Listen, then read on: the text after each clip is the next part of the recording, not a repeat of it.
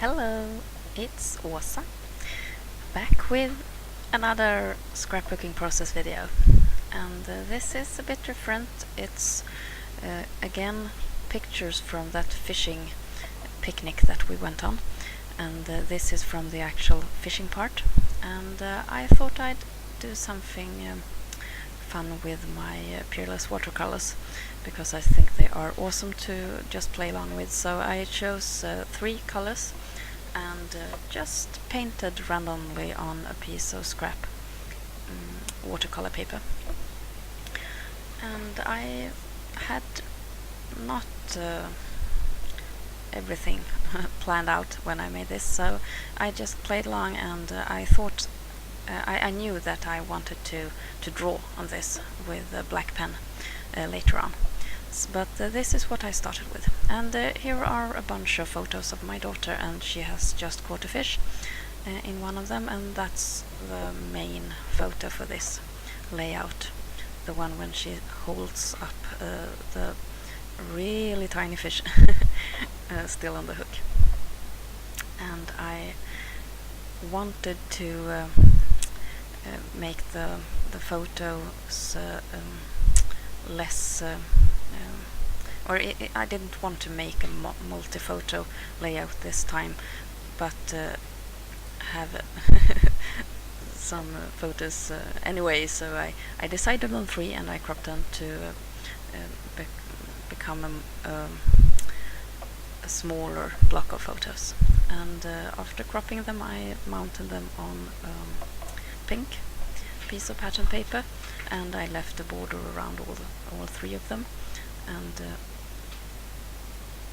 I thought it looked really good together with her pink clothes. So that was kind of my start. I cut off the excess at the bottom, but I left the part on the right. I thought it would perhaps make a spot for journaling or whatever. Then I had this paper from, I think it's from Echo Park, and my first idea was to use that small wavy pattern, but then I realized that this big wave was a lot more fun to work with, so I cut it out. I left about a millimeter around the actual darker wave pattern, so that it would be easier to cut, and it was really easy to make that cut. And I just cut off the branding strip. From the back side of the paper, I cut 2 strips of one of those wave rows, and I placed one at the top and one at the bottom of the layout. When the watercolored paper was dry, I took out my black pen and started drawing fishes. Just fantasy fishes, all kinds of shapes and sizes. I tried to make them different by making their bodies round or more thin, and I tried to make their fins a bit different, and I made large eyes, because I know that with large eyes they look more like cartoons, and therefore they're cute. So I drew fishes in different spots of that paper and tried to make them as colorful as possible. So that fish, for example, got both the pink and the yellow and everything in between. So I tried to make the best of each fish. And then I cut them out. A lot of cutting, and I think I just I think I drew more fishes later, but these are the first ones. Pink and yellow and a bit of green.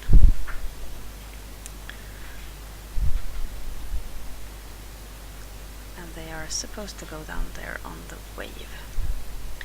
I needed more fishes, so I started over and made some with teeth and fins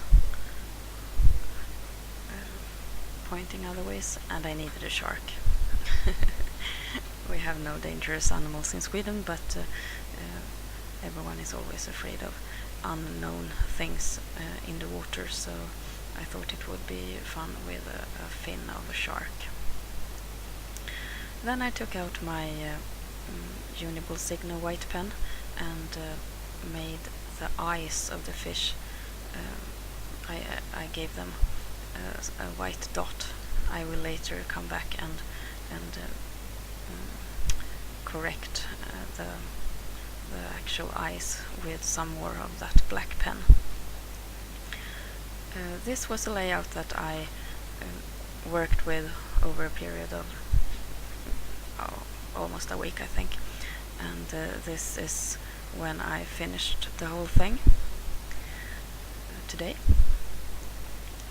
and I decided to make small bubbles of the same watercolored paper, so I just drew some circles and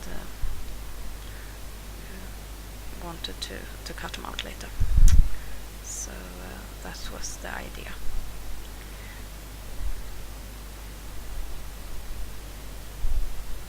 Here I go back and draw paint the black, the pupils on the fishes.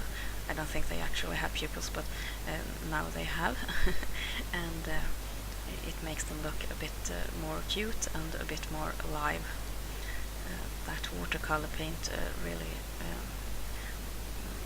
got the best of my pen, but it worked out in the end. Yeah. Then it was time for some background planning.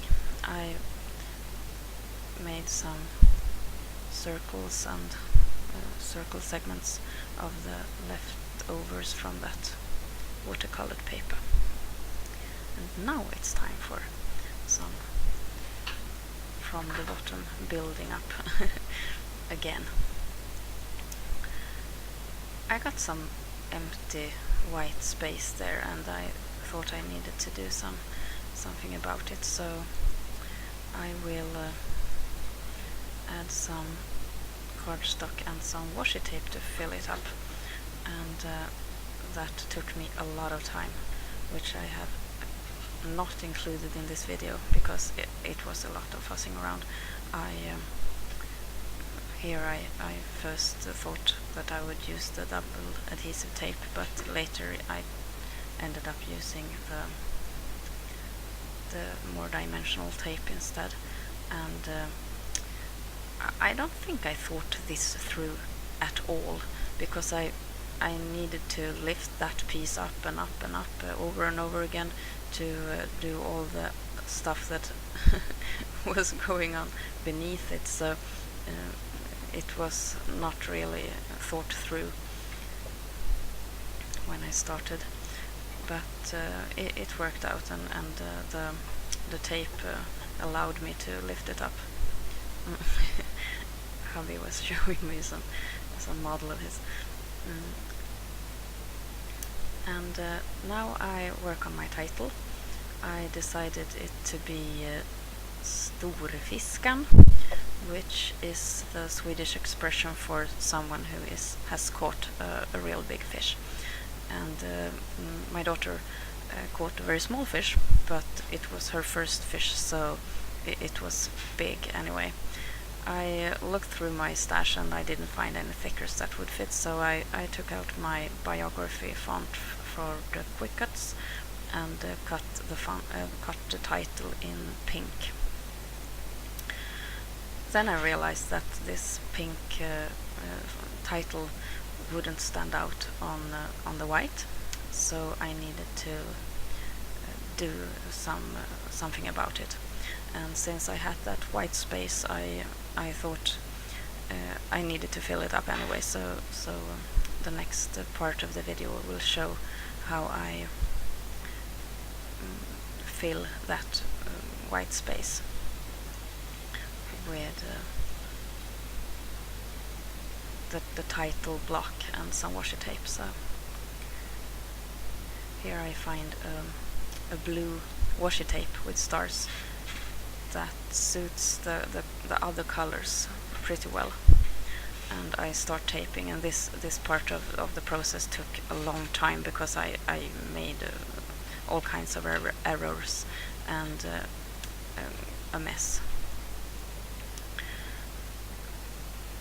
But it's part of the process as well, and I could line the stars up so they fitted the previous rows, and I was happy about that. But like I said, a lot of mess.